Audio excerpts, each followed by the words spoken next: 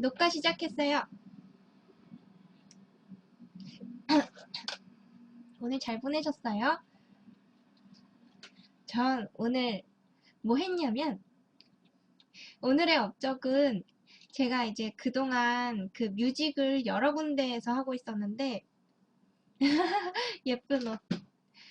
한 군데는 카카오 뮤직, 또 한 군데는 네이버 뮤직, 그리고 여기저기서 듣고 있었어요. 그랬는데 오늘 이제 통일하기로 마음먹고 괜찮은 데가 어딨나 뒤져보다가 여기저기 다 들어가 보고 하다가 그냥 멜론으로 정착하기로 했어요. 그래서 멜론에다가 그거 회원 가입하고 뭐 이용권 구매하고 뭐 이렇게 해가지고 맘에 드는 거 틀어놨어요. 이제 여기 정착해야지. 아, 간지러.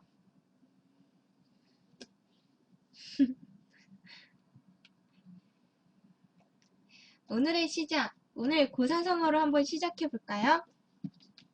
아까 고사성어 읽으려다가 급히 방종되는 바람에 제가 물을 아까 충전을 못해서 빠르게 방종했었죠? 뭐 해볼까?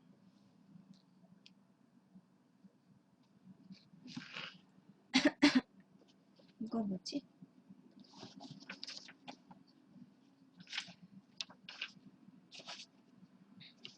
이거 해볼까요? 죄송. 오늘 시건 해볼까요? 시건? 왜 우리가 요즘에도 흔히 쓰이는 말 중에 말 씹다, 말 먹다 뭐 이런 거 있잖아요. 말을 먹다, 시건. 시건이 어디에서 나왔나 한번 볼까요? 먹을식 말씀 언. 웃긴 대학 청장님, 아제리아님, 네꾸님 어서오세요. 일단 시건의 전체적인 뜻은 말을 먹는다는 뜻이니 거짓말을 일삼는다는 뜻이다. 거짓말한다는 뜻이래요. 헐.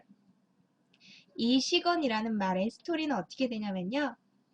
은나라의 탕왕은 하나라 걸왕의 폭정을 보다 못해 군사를 일으켰다.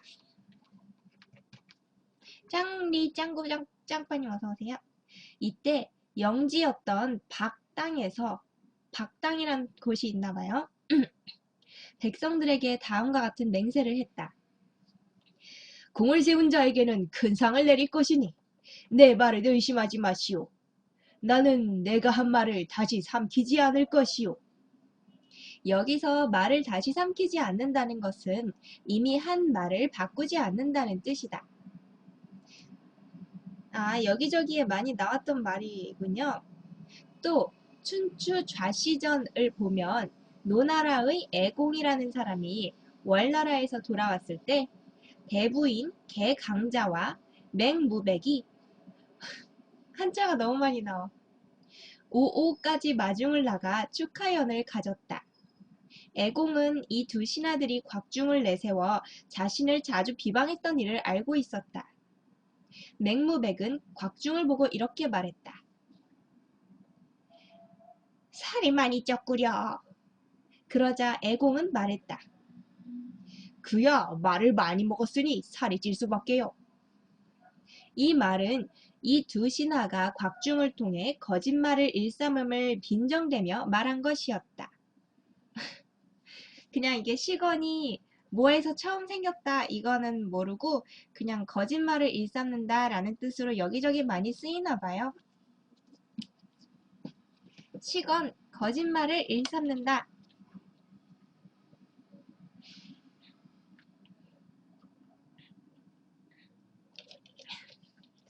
아, 맞다. 제가 한 며칠 동안 잠을 잘 못 자서 오늘 낮잠을 잤어요. 그래서 점심때 아주 배부르게 밥 먹은 다음에 낮잠을 잤는데 무슨 꿈을 꿨냐면 역시나 저는 학생이었고 그 중딩인지 고딩인지 뭐 그런 학교예요. 되게 웃긴 게 저 학생 되는 꿈을 많이 꾸는데 대딩 되는 꿈은 잘 안 꿔요. 중고딩이더라고요. 맨날 중고딩이랑 부대껴서 그런가 그래서 꿈에서 이제 제가 여학생이었는데 되게 목이 말랐어요. 근데 우리 반에 어떤 장치가 있냐면 그 워터파크 같은 데 가면 샤워기가 막 중간중간에 하늘에서 쏟아지는 샤워기가 있잖아요. 그것처럼 하늘에서 한 줄기 쏟아지는 그 식수가 있어요. 되게 차갑고 맑은 식수가 있는데 그거를 마시고 싶었는데 컵이 없는 거예요. 그래서 친구한테 얘기해가지고 컵 하나를 구했는데 컵이 저는 컵 되게 큰 거 써요. 최대한 큰 컵. 근데 그 친구 컵이 좀 작았어요. 그래서 거기 이렇게 쪼르르 담아서 마시고 쪼르르 담아서 마시고 했는데 그 물을 다시 담는 시간 동안 못 마시는 게 너무 답답한 거예요. 그래서 또 다른 친구한테 말해서 컵 하나를 더 구했어요. 그래서 두 컵을 가지고 이거를 채우는 동안 이걸 마시고 또 이걸 마시는 동안 이거 채우고 막 이렇게 했어요. 근데 그렇게 하다가 또 성이 안 차고 있었는데 이제 막 밖에서 비욘드 베스님 어서 오세요. 밖에서 그 남자애들이 막 자기네끼리 뛰어놀다가 들어왔어요. 그래서 이제 저랑 친했던 어떤 남자애가 야, 그 컵 하나만 줘봐 이러는 거예요. 자기 먹게.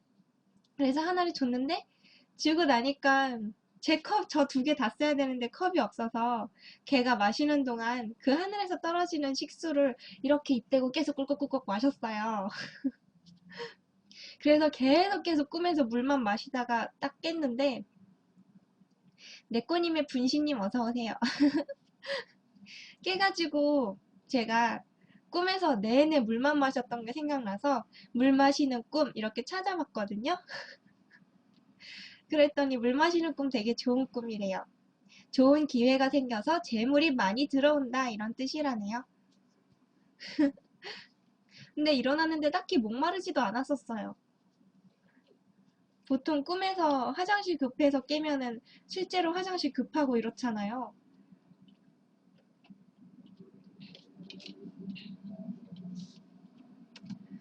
자, 아무튼간 오늘은 뭘 읽을 거냐면 이거 해볼까? 아니, 아니야. 자, 오늘도 아미니님 어서 오세요. 오늘도 작품이라기보다는 글 하나 읽어볼까요? 아이고, 짠! 뭐지? 재밌을 것 같은 느낌. 오늘 읽을 책의 제목은 나의 식인 룸메이트 여기 중에서 선잠이래요.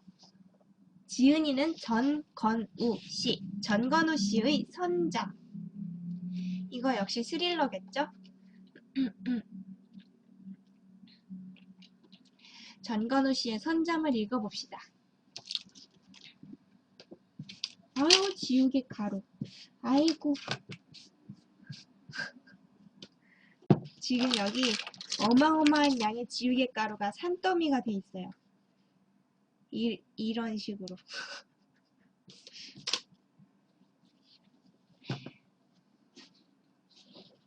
이게 여러 챕터로 나눠져 있네요. 이 작품은. 첫 번째 챕터, 사고래요, 사고. 터널 안을 달린다. 하얀색 소실점을 향해 속도를 높인다. 음악이 흘러나오고 그녀가 따라 부른다. 무슨 노래였지? 오래전에 해체되었던 혼성 그룹이 부른 댄스곡. 제목에 바다가 들어간 것 말고는 기억나지 않는다. 하지만 그녀는 용케 따라 부르며 어깨를 들썩인다. 나는 묻는다. 바다에 가는 게 그렇게 좋아? 여전히 어깨를 들썩이며 그녀가 말한다. 그럼 봄바다 얼마나 보고 싶었는데. 나는 마음속으로 봄바다라고 중얼거려 본다. 어딘가 이상하다. 봄바다는 뭔가 어중간하지 않아? 여름에 열기도 그렇다고 가을이나 겨울에 운치도 없는데. 어중간해서 좋아. 너처럼. 그녀의 말에 나는 설핏 미소를 짓는다. 본드걸림 어서오세요. 그러고는 헛기침을 하며 진짓 화난 투로 말한다. 뭐라고? 내가 어중간하다고? 어딜 봐서? 그녀의 웃음이 팝콘처럼 터지며 차 안을 가득 메운다. 박수까지 곁들이는 그녀는 정말로 즐거운 표정이다. 농담이야, 농담. 운전이나 똑바로 해. 잘 익은 포도 알갱이처럼 싱그러운 목소리로 그녀가 말한다. 나도 따라 웃으며 슬쩍 그녀를 돌아본다. 부드럽게 처진 눈초리에 행복이 가득하다. 그녀의 얼굴을 향해 손을 뻗는다. 그 순간 거대한 빛이 덮치며 눈앞이 하얘진다. 짐승의 울부짖음 같은 경적이 귀를 파고든다. 그리고 그녀가 내지른 한 줄기 비명. 천지연하님 어서 오세요. 여러분들아, 자, 서론이 시작되었어요. 추천 업! 페이드 아웃을 하듯 서서히 장면이 바뀐다. 눈부신 빛이 잦아들면 다시 터널 안이다. 안녕하세요. 차는 멈춰있고 주위에는 연기가 자욱하다. 핸드마크님 어서오세요. 웅성거리는 소리가 벌떼 날갯짓 같다. 플레이어가 고장났는지 CD가 계속 같은 구간을 반복하며 절규처럼 바다, 바다, 바다를 외친다. 그리고 앞유리를 뚫고 남자 하나가 들어와 있다. 남자의 함몰된 머리에서 붉은 액체가 쏟아진다. 엄마 뭐야. 교통사고 났나봐요. 뇌의 어딘가가 터졌는지 좁쌀처럼 작고 하얀 알갱이가 끊임없이 흘러내린다. 오른쪽 눈썹 위부터 입까지 일자로 쭉 찢어져 너덜거리는 피부가 마치 축제의 끝을 알리는 박수처럼 짝짝짝 소리내며 세차게 펄럭인다. 갑자기 안구가 툭 하고 빠진다. 깊고 어두운 공백이 나를 응시한다. 창문을 뚫고 들어온 남자가 선명하고 또렷한 목소리로 말한다. 잡았다! 끼끼끼끼! 눈을 떴다. 꿈이다. 소름 끼치도록 생생한 꿈. 다시 눈을 감았지만 눈꺼풀 안쪽에 달라붙은 꿈의 잔영은 쉽사리 사라지지 않았다. 오히려 처참했던 사고 현장의 모습. 귀청을 찢을 듯이 울려대던 사이렌. 로또 하긴. 구조 요원들의 악다구니. 그리고 남자의 입에서 풍기던 단내 같은 것들이 불과 몇 분 전 일처럼 선명하게 떠올랐다.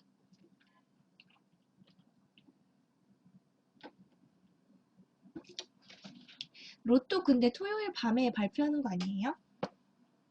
할 수 없이 침대에서 일어났다. 어둠이 살아있는 생물처럼 재빠르게 내 몸을 감쌌다.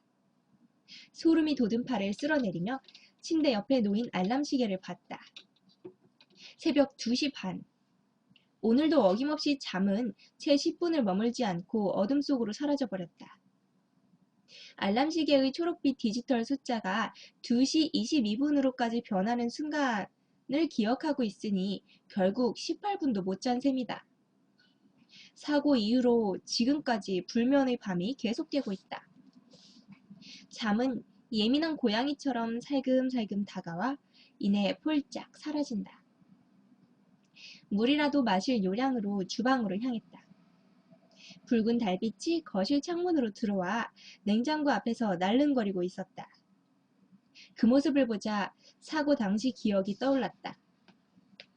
창문을 뚫고 들어온 남자. 덤프트럭의 운전사는 마지막 발작처럼 잡았다! 라는 말을 남기고 숨을 거뒀다. 한자님 어서오세요. 굵고 빨간 혀를 쭉 내놓고는. 하지만 남자의 몸에서 피가 뿜어져 나올 때마다 그 혀는 살아있기라도 하듯 꿈틀거렸고 그것은 마치 저 불길해 보이는 달빛처럼 내 귓볼을 자꾸만 핥았다. 그때를 떠올리자 뒤꿈치가 팽팽하게 당겨왔다.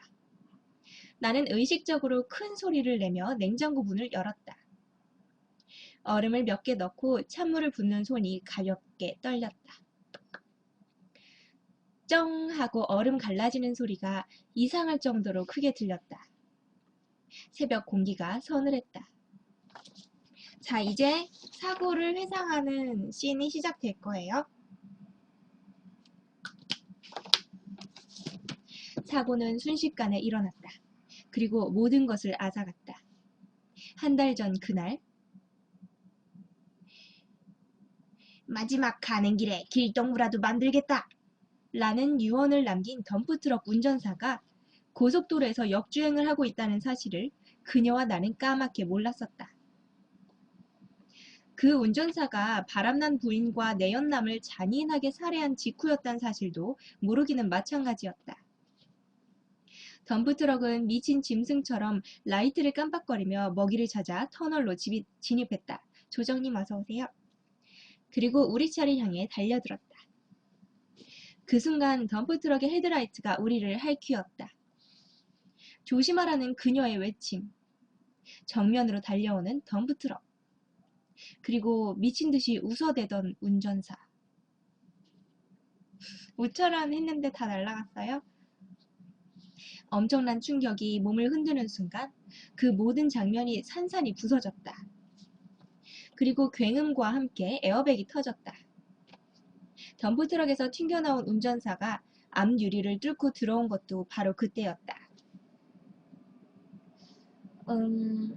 운전사는 피부가 너덜거리고 머리가 터져나간 상태에서도 살아서 낄낄거렸다.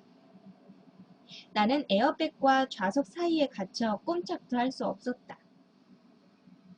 간신히 고개를 돌려 그녀를 바라봤을 때 그녀는 피투성이가 되어 얕은 숨을 몰아쉬고 있었다. 이 책은 단편 모음집인데요. 지금 하고 있는 작품 제목이 선잠이라는 스릴러예요. 나는 내 몸에서 유일하게 자유로운 부분, 오른팔을 뻗어서 그녀의 손을 꽉 잡았다. 구조대가 올 때까지 그렇게 그녀의 손을 잡고 있었다. 서서히 식어가는 그녀의 손을. 컵을 내려놓고 아직도 그때의 감촉이 생생한 오른손을 물끄러미 내려다보았다. 그러면서 지난 한 달 동안 나를 괴롭혔던 질문을 다시 한번 던졌다. 왜 나만 살아남았지? 그 순간 왼쪽 귀 위에서부터 정수리까지 섬뜩한 고통이 찾아왔다. 저절로 숨을 멈출 만큼 급작스럽고 강렬한 두통이었다. 동시에 이상한 소리가 들리기 시작했다. 뭐야? 둔탁하면서도 예리하게 떨리는 정체불명의 소리였다. 머리를 움켜쥐고 귀를 막아봐도 소용이 없었다. 극심한 두통에 나도 모르게 다리가 꺾였다. 자동차 바퀴에 깔려 납작해진 개구리처럼 사지를 뻗고 바닥에 엎드렸다. 몇 분 정도 지났을까? 고통과 환청은 시작이 그랬던 것처럼 갑자기 사라졌다. 천천히 숨을 고른 후 바닥에서 몸을 일으켰다. 순간 어둠의 농도가 진해졌다는 느낌이 들었다. 방금 전보다 더 짙어진 어둠이 끈적끈적 달라붙었다. 특히 달빛이 닿지 않는 거실 구석은 유난히 더 어두웠다. 마치 어둠보다도 훨씬 검은 무언가가 웅크리고 있는 것 같았다. 벽을 더듬었다. 스위치는 쉽게 잡히지 않았다. 한 뼘, 두 뼘, 이윽고 튀어나온 뭔가가 손에 걸렸다. 내리치듯이 스위치를 눌렀다. 번쩍 하며 불이 켜졌다. 엄마. 그때 검은 그림자가 내 옆을 스치고 지나갔다. 순식간이었다. 화들짝 놀라 재빨리 몸을 돌렸다. 하지만 아무것도 없었다. 한 달 동안의 운둔 생활을 말해주는 헝클어진 옷가지와 쓰레기만이 거실 바닥에 널브러져 있을 뿐이었다. 허탈감에 다리가 풀리며 미끄러지듯이 주저앉았다. 자, 어쨌든 이렇게 지금 뭔가 정신 상태가 많이 황폐해졌어요. 이대로 불면이 계속된다면 나는 미쳐버릴 것이다. 나는 다시 한번 거실을 둘러본 후 불을 끄기 위해 스위치에 손을 올렸다. 그 순간 뭔가가 이상하다는 사실을 깨달았다. 내 시야의 3분의 1, 그러니까 양쪽 눈의 끝부분이 마치 검은 막이라도 들이온 듯 보이지 않았다. 몇 번이나 눈을 비벼봐도 마찬가지였다. 검은색 공백은 사라지지 않았다. 어둠이 진해진 게 아니라 내 눈이 이상해진 것이다. 뜬 눈으로 밤을 새고 병원을 찾았다. 양 옆을 보기 위해서는 고개를 90도 이상 돌려야 할 정도였다. 외관상의 눈에는 아무런 이상이 없었다. 아프지도 않았다. 그렇지만 화선지에 떨어진 먹물이 서서히 번져나가듯이 그 검은 부분, 즉 실명한 범위가 점점 넓어지고 있다는 사실이 꺼림칙했다. 집을 나서기 전 인터넷에서 찾아보니 비슷한 증상이 많았다. 사고 후 악몽과 불안에 시달리며 불면증이나 과민 반응을 보이기도 한다는 외상 후 스트레스 장애. 심하면 일시적으로 신체적 장애도 겪을 수 있다는 말이 작은 위로가 되었다. 그래서 신경정신과를 택했다. 지금 이 사람이 한 달 만에 맛보는 바깥 공기라고 하네요. 진료실은 한 달 전과 별반 달라진 게 없었다. 한 달 전에 교통사고 났을 때 왔던 병원이래요. 하늘색 블라인드, 부드러운 분위기를 더하는 푹신한 소파, 그리고 은은한 음악. 곡명은 생각나지 않지만 한 달 전에 들었던 바로 그 연주곡이었다. 나의 지긋한 의사도 그대로였다. 묵묵히 차트를 들여다보던 의사가 나를 알아보고는 웃으며 물었다. 어서 오세요. 잠이 안 온다고요? 얼마나 됐습니까? 불면을 앓은 게. 사고가 난 후부터니까 한 달 정도 됐어요. 의사가 고개를 끄덕였다. 끔찍한 사고였지요. 좀 어떻습니까? 사고의 후유증 같은 건? 두통이 조금 있어요. 이상한 소리도 들리고요.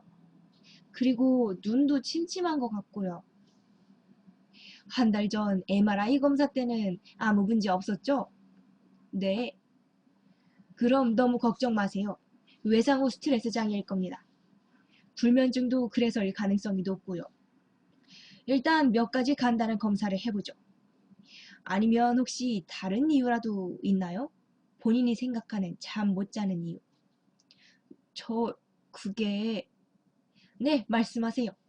나는 한참을 주저하다가 말을 이었다. 잠을 못 자는 가장 큰 이유가 있어요. 꿈 때문인데요. 죽은 여자친구가 계속 꿈에 나타나서. 죽은 여자친구라는 말이 생각보다 쉽게 나와 엄마 뭐지? 죽은 여자친구가 나온다고? 스스로도 놀랐다.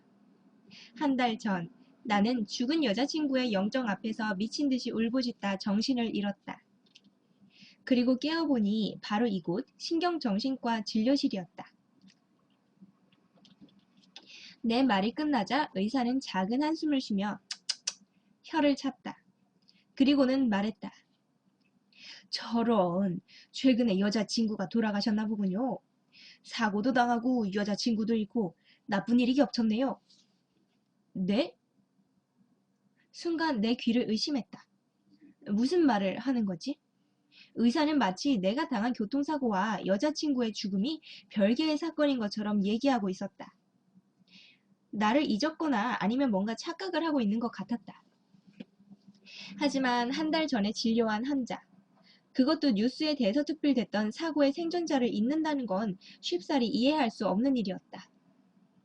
내가 신경정신과에서 눈을 떴을 때 의사가 연민에 가득 찬 표정으로 해줬던 말을 아직도 생생하게 기억하고 있다. 여자친구의 일은 안타깝지만 시간이 해결해 줄 거라던 그 말. 마치 친아버지처럼 자상하던 그 목소리. 그런데 의사는 지금 전혀 다른 소리를 하고 있는 것이다. 지인의 죽음은 굉장한 스트레스가 되기 때문에 불면증을 야기할 수도... 잠깐만요. 나는 의사의 말을 가로막았다. 혹시 차트가 바뀐 거 아닙니까? 의사가 살짝 이맛살을 찌푸리더니 차트를 내려다봤다. 이선우 씨 맞으시죠? 기억합니다. 한 달 전에도 교통사고 후유증으로 진료를 받으셨지 않습니까? 그 외에 미친 덤프트럭 운전사라고 신문에 실렸었던. 봉천님 어서오세요. 의사는 사건을 똑똑히 기억하고 있었다. 그런데 어째서? 네, 맞아요. 한 달 전에도 이 병원에 왔었어요. 교통사고로. 저는 의사 선생님들도 기적이라고 할 정도로 멀쩡했지만 제 여자친구가 죽었었잖아요. 기억나시죠? 의사의 얼굴이 굳어졌다. 미간을 찌푸리며 한참 나를 바라보던 의사가 고개를 갸우뚱하며 말했다. 이선우 씨는 기억하는데 여자친구 얘기는 금시초문입니다만. 갑자기 짜증이 밀려왔다. 순간 날선 고통이 왼쪽 머리를 스쳤다. 갑자기 찾아온 두통에 숨이 멈출 것만 같았다. 의사가 놀라서 벌떡 일어났다. 뭐가요?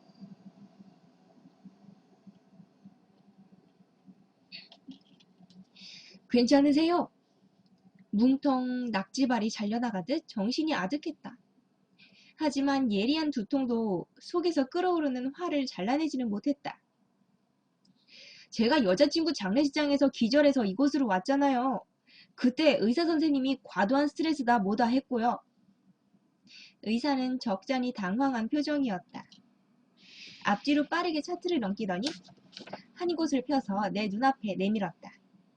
그리고는 손가락으로 몇 줄을 짚어 보였다. 이선우 씨, 진정하시고 이 차트를 좀 보세요. 그날 이후 이선우 씨는 사고를 당한 후에 저희 병원으로 후송돼 왔고요. 외과에서 여러 검사를 했는데 이상 없음이었죠. 그래서 외과에서 우리 신경정신과로 올려 보냈지 않습니까? 사고 후에 횡설수설하고 있어서 혹시 정신적 충격을 받은 건 아닌지 살펴보라고요. 뭐라고요? 지금 무슨 말씀을? 여자친구 장례식까지 치렀다니까요. 이 병원에서. 여자친구는 없었어요. 적어도 이선우 씨가 당했었던 그 교통사고에서는. 의사는 단호했다. 미칠 노릇이었다. 의사가 거짓말을 하고 있는 것 같진 않았다. 자기도 이상하고 답답하단 표정이었다. 나는 더 말해봐야 소용없다는 걸 깨닫고 힘없이 자리에서 일어났다. 이선우 씨, 검사를 더 받아봅시다. 지금 상태가 안 좋아서. 됐습니다. 나는 의사의 말을 잘랐다. 두통이 심해졌다. 왼손으로 머리를 움켜쥐고 진료실을 나왔다. 이선우 씨! 의사가 계속해서 불렀지만 서둘러 복도로 나왔다. 엘리베이터는 내가 있는 3층을 지나 막 4층으로 향하는 중이었다. 다시 내려오려면 한참을 기다려야 할 판이었다. 나는 비상계단으로 향했다.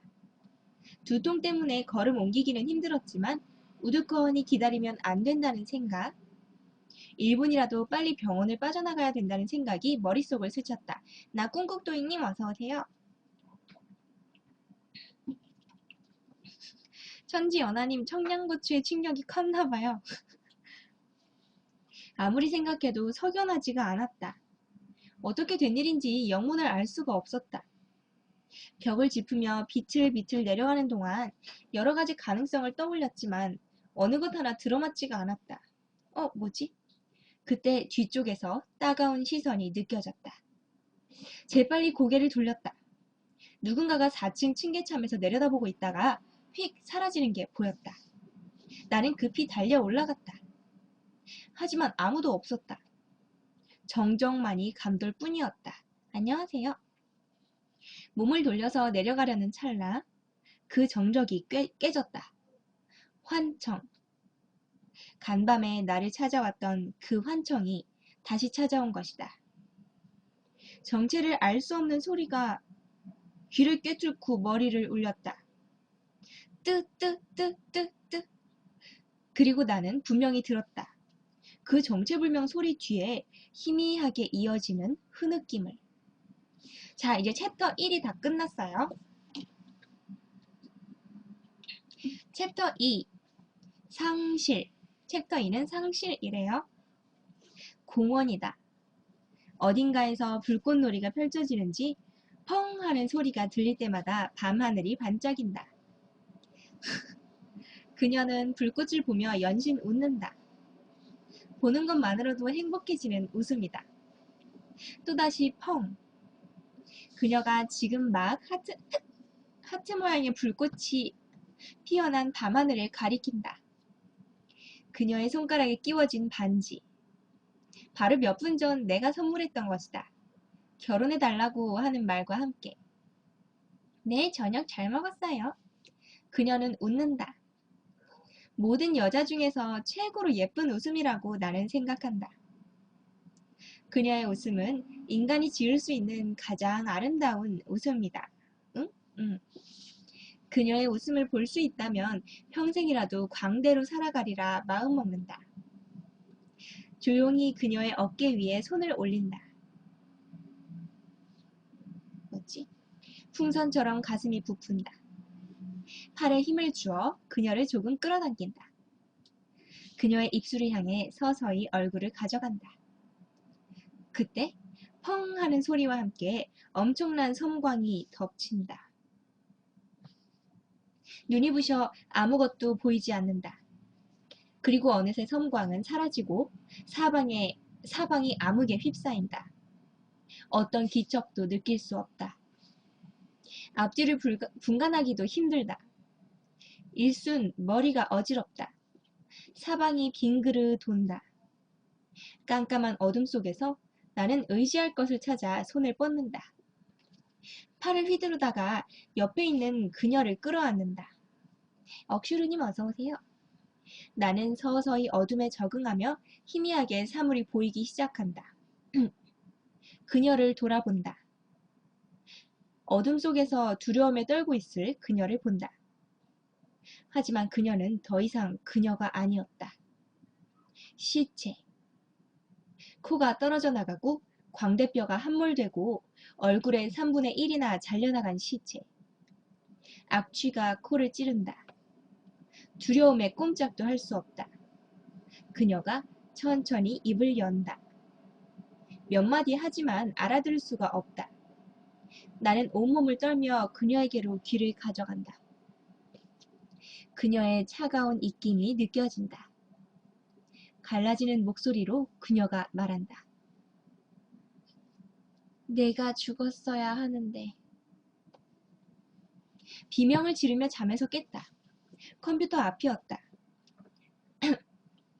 등과 목덜미가 식은땀으로 축축했다. 깊게 심호흡하면서 마음을 가라앉혔다. 어느 정도 진정이 되자 모니터의 시계가 막 12시 50분으로 넘어가는 게 보였다. 또 선잠을 잔 것이다. 모니터에는 잠들기 전까지 검색하던 신문 기사가 떠 있었다. 나는 눈을 비비며 다시 한번 기사를 읽었다. 자기가 났었던 사고를 검색하다가 잤었나 봐요. 2007년 5월 21일 오전 10시 10분경 영동고속도로 하행선을 덤프트럭 한 대가 역주행했다. 운전자는 43세의 장모씨. 무려 40분 동안 계속된 광란의 질주는 끝내 비참한 사고로 막을 내렸다. 같은 날 10시 50분경 터널 안에서 장씨의 덤프트럭과 라세티 승용차가 추돌한 것이다. 경찰은 장씨가 부인과 내연남을 죽인 뒤 충동적으로 사고를 낸 것으로 보고 주변 인물들의 증언을 토대로 역주행을 한 정확한 원인을 밝히는 데 총력을 기울이고 있다. 한편 이 사고로 덤프트럭 운전사인 장씨가 그 자리에서 숨졌고 승용차 운전사인 이모씨는 가벼운 찰과상을 입었다. 여기까지가 기사예요. 그 옆에 동승자가 있다 이런 얘기는 안 나오네요. 여자친구. 나 꿈꾸또이님 초콜릿 이렇게 감사해요. 잘 받았어요? 네 그래요. 어디에도 그녀에 대한 얘기는 없었다. 몇 번을 읽어봐도 마찬가지였다. 어제 아침 신경정신과 의사가 그녀를 기억하지 못할 때만 해도 그저 단순한 착각이라고 생각했다. 하지만 그게 아니었다. 고민 끝에 다시 찾아간 외과에서도 마찬가지였다. 사고 당시의 담당 의사를 만났지만 똑같은 말만 되풀이했다. 몇 번을 말씀드려야겠어요. 그 트럭 기사하고 아저씨 뿐이니까요. 뿐이라니까요. 구급차 2대에 나란히 실려왔는데 그걸 잊겠어요? 좌우지간 여자는 없었어요. 모든 것이 혼란스러웠다. 의사 2명이 동시에 미치지 않고서는 일어날 리 만무한 일들이 정말로 일어났다. 애초에 그녀라는 사람이 없었다는 듯 말하는 의사들의 딱딱한 표정을 떠올리니 두렵기까지 했다. 설명할 수는 없지만 분명 뭔가 잘못되고 있었다. 두 눈을 덮어오는 검은색처럼 그 눈이 점점 시야가 좁아지고 있다 그랬죠? 불안과 공포가 서서히 내면을 잠식해 들어왔다. 두 사람의 완벽한 망각은 그만큼 충격적이었다. 두 사람은 마치 칼로 파낸 것처럼 그녀에 대한 기억만을 잊고 있었다. 어떻게 하면 한 사람에 대한 기억을 그토록 철저하게 잊을 수 있을까? 병원 로비를 걸어 나오면서 문득 그녀의 장례식을 치른 병원 장례식장이라면 기록이 남아있지 않을까 하는 생각이 들어서 찾아갔지만 아쉽게도 보수공사 중이었다. 하지만 굳게 닫힌 장례식장 문을 보며 만약 문이 열려있다고 했어도 병원에서와 똑같은 대답을 들었을 것 같다는 불길한 느낌이 들었다. 서둘러 병원에 빠져나왔지만 누군가가 감시하는 느낌 때문에 내 신경은 극도로 예민해졌다. 비상 계단에서 그랬던 것처럼 누군가가 나를 미행하는 것 같아 수시로 주위를 살폈다. 그때마다 양쪽 눈의 끝, 막을 친 듯 검게 가려진 그 부분으로 검은 형체가 지나갔다. 재빨리 몸을 돌렸지만 언제나 이미 사라진 뒤였다. 눈이 이상해서인지 몸을 가누기가 힘들었다. 하지만 미행이 있을지도 모른다는 생각에 바로 집으로 향하기가 두려웠다. 그래서 버스와 전철을 번갈아 타면서 복잡한 곳만 골라다녔다. 정처 없이 거리를 걷는 동안 여러 가지로 생각을 정리해봤지만 도무지 이해할 수 없는 일투성이었다. 왜 그녀의 죽음을 아무도 모르는가? 도대체 병원에서 무슨 일이 있었는가? 의문은 꼬리에 꼬리를 물고 일어났다. 그렇게 하다가 저녁이 되어서야 집으로 돌아왔었고 바로 컴퓨터를 켜고 검색을 시작했었던 것이다. 그리고 나서 기사를 보다가 잠들었다가 지금 깬 거죠? 나는 컴퓨터 안에서 머리를 움켜쥐고 한동안 일어나지 못했다. 너무나 큰 충격에 정신을 차릴 수가 없었다. 신문 기사에도 그녀에 대한 얘기가 없다는 게 무슨 뜻일까? 누군가의 악의적인 장난일까? 하지만 장난이라면 인터넷에 올라와 있는 신문 기사는 어떻게 조작했을까? 무슨 이유로 장난을 치는 걸까? 아무리 생각해봐도 결론이 나지 않았다. 수많은 물음표들이 갈고리가 되어 불안과 공포를 끄집어냈다. 나는 멍하니 모니터를 바라봤다. 그 순간 끔찍한 사실 하나를 깨달았다. 없었다. 그녀의 아이디가 없었다. 컴퓨터를 켜면 자동으로 로그인되는 메신저 프로그램. 거기에서 그녀의 아이디가 사라진 것이다. 그녀와 나는 종종 메신저로 대화를 했었기에 그녀의 아이디는 항상 친구 리스트 맨 위에 나와 있었다. 그러나 지금은 공백이었다. 오프라인 상태가 아니라 아예 아이디가 사라진 것이다. 한 달 만에 컴퓨터를 켜놓고도 기사 검색을 하느라 정신이 팔려 이제서야 발견한 것이다. 불안했다. 떨리는 손으로 인터넷 주소창에 내 블로그 주소를 입력했다. 몇 초 후, 블로그 메인 화면이 떴을 때 나는 내 불안이 적중했음을 깨달았다. 메인에 올려놓은 사진. 분명 그녀와 함께 찍었던 사진 속에 그녀는 없었다. 대신 나 혼자 허공에 대고 어깨동무를 한 채 활짝 웃고 있을 뿐이었다. 다른 사진들도 마찬가지였다. 모든 사진 속에서 그녀가 사라진 것이다. 뭐죠? 자, 그래서 창가에 가서 막 바람을 맞으면서 경찰에 알려야 된다 뭐 이런 생각을 하고 있어요. 통신님 어서오세요. 날이 밝았다. 밤새 두통과 환청에 시달리다가 새벽 무렵에야 조금 잠잠해졌다. 하지만 머리가 무거웠다. 그래도 주섬주섬 옷을 챙겨 입고 길을 나섰다. 비틀거리며 공중전화부터 찾은 나는 동훈에게 전화를 걸었다. 핸드폰은 사고가 났을 때 부서져 버렸다. 유일하게 외우는 번호는 가장 친한 친구이자 그녀와도 잘 아는 동훈밖에 없었다. 신호음이 떨어지는 순간, 신호음이 떨어지는 동안 흐릿한 하늘을 올려다봤다. 역시 절반 정도밖에 보이지 않았다. 누군가 내 눈에 검은색 커튼을 쳐놓고 매일매일 조금씩 닫고 있는 느낌이었다. 겁이 났지만 당장은 주위에서 일어나고 있는 이상한 일을 해결하는 게 급선무라는 생각이 들었다. 왠지 그 일들을 해결하고 나면 두통과 환청, 그리고 점점 가려지는 시야도 말끔히 나을 것만 같았다.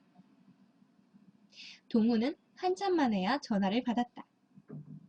아직 잠이 덜 깬 목소리였다. 여보세요? 아니지, 이거 내 목소리지? 여보세요? 나야. 선우?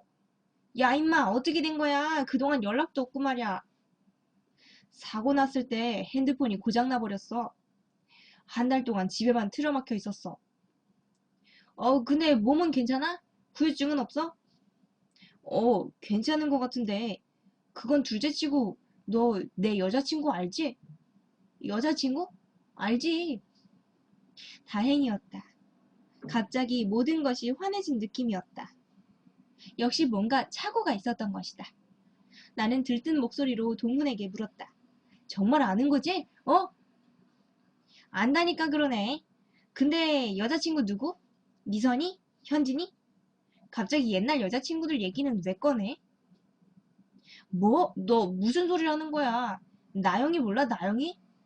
이번에 사고로 죽었잖아. 네가 장례식 전까지 따라왔잖아. 녀석은 말이 없었다. 더불어 내 머릿속도 어지러웠다.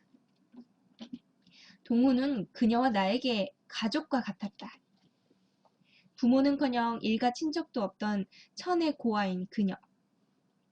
그리고 부모님의 이혼으로 어려서부터 혼자 살았던 나에게 동우는 때로는 형이나 오빠처럼 또 때로는 귀여운 동생처럼 살가운 존재였다. 찾는 이가 없어 쓸쓸했던 그녀의 장례식 때에도 동훈이 와서 얼마나 신경을 써주었던가. 그런데 그런 녀석이 나영이를 기억하지 못한다고 말하고 있다. 나는 소리쳤다. 정말 기억 안 나? 나영이랑 나랑 결혼하면 좋겠다고 네가 말했잖아. 그리고 이선우, 어? 너 괜찮은 거 확실해? 내가 니네 집으로 갈까? 이번에는 내 쪽에서 말문이 막혔다. 녀석은 지금 내가 미쳤다고 생각하는 걸까? 머릿속에서 형형색색의 실타래들이 마구 엉켜갔다. 너 사고 때문에 좀 이상해진 것 같아. 같이 가보자 병원에. 말없이 숭아기를 내려놓았다. 어지러웠다. 역한 구토감이 몰려왔다. 팔에 힘이 풀리며 쥐고 있던 동전 몇 개가 바닥으로 떨어졌다. 딱따구리가 나무를 쪼는 것처럼 왼쪽 머리가 쪼개질 듯이 아팠다. 다시 시작된 두통 뒤로 어김없는 환청이 따라왔다. 뜨뜨뜨뜨뜨뜨. 귀를 후벼파고 싶을 정도로 심한 환청에 몸을 가눌 수가 없었다. 뭐지? 간신히 비척대며 공중전화에 구슬을 빠져나왔다. 경찰서는 다음으로 미루고 일단 집으로 가야겠다는 생각을 하며 쓰러질 듯 걷는 동안에도 떨어진 동전 하나가 공중전화 부스를 벗어나 대구로 구르는 게 보였다. 쓰러질 듯이 몸을 굽혔던 나는 천천히 얼굴을 들어 얼레? 동전이 어떤 구두에 부딪혀 쓰러졌대요.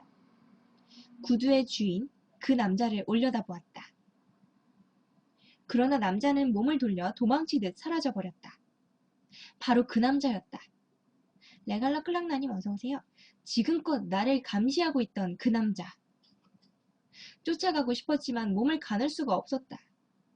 두통은 더 심해졌다. 나는 사라져가는 남자의 뒷모습을 보며 다시 한번 낯이 익다고 생각을 했다.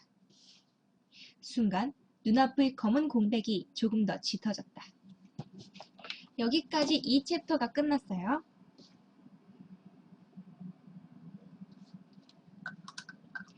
자기가 눈앞에 눈 양쪽에 검은색 공백이 점점 넓어지고 있다 그랬잖아요. 그러면서 어떤 사람이 미행하는 느낌도 들고 자기가 쳐다보면 도망가는 느낌이 들었는데 그 사람의 실체가 오늘 처음으로 나타났네요. 구두가. 챕터 3. 기억. 손. 길고 가느다란 그녀의 손이다. 그녀의 손이 내 넥타이를 만진다. 먼지를 털어낸다. 그리고 말한다. BMW 7 시리즈님 어서오세요. 떨리면 여자가 말하는 거군요. 떨리면 이 말만 기억해. 나를 사랑하는 나영이가 있다. 나영이가 있다. 뭐야, 무슨 주문 같잖아. 주문이야. 사랑의 주문. 파워 오브 러브라고나 할까? 이거 보세요, 순진한 아가씨. 내가 오늘 면접 보는 곳은 사랑의 힘 정도로는 턱도 없네요. 하! 파워 오브 러브가 통하지 않는 곳은 없어. 그녀는 만화 주인공처럼 팔을 X자로 교차시키며 진지 비장한 표정으로 말한다. 이거요. 그러고는 환하게 웃는다. 나는 그런 그녀를 살며시 끌어안는다. 알겠어. 파워 오브 러브. 아니, 나를 사랑하는 나영이가 있다지? 그래. 절대 나영이야. 딴 여자 이름 넣으면 안 돼? 알겠어, 알겠어. 근데 너 내가 이 회사 떨어져서 백수로 계속 지내면 나 안 만나줄 거지? 그럼 나도 백조 돼서 동물원에서 같이 살면 되겠네? 넌 사자우리에, 난 백조의 호수에. 유치해. 그녀의 맑은 웃음소리가 가슴을 찌게 만든다. 그녀를 안고 있는 두 팔에 조금 더 힘을 준다. 그녀가 팔로 내 허리를 감는다. 포근하다. 그 순간 갑자기 어둠이 닥친다. 어느새 어둠 속에는 나 혼자다. 그때 뭔가 다가온다. 하지만 나는 볼 수 없다.